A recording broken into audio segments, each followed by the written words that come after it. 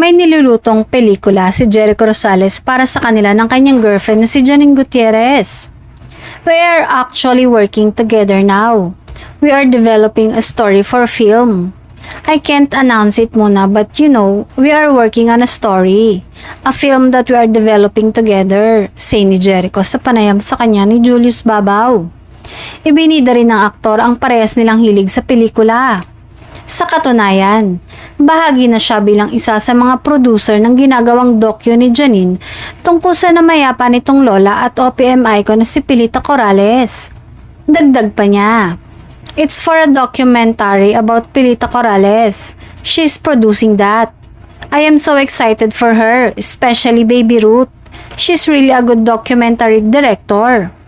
Nang matanong naman ang tungkol sa kanilang relasyon ng aktres ay sinabi niyang masaya sila. We're very supportive of each other. It's always fun times with Janine.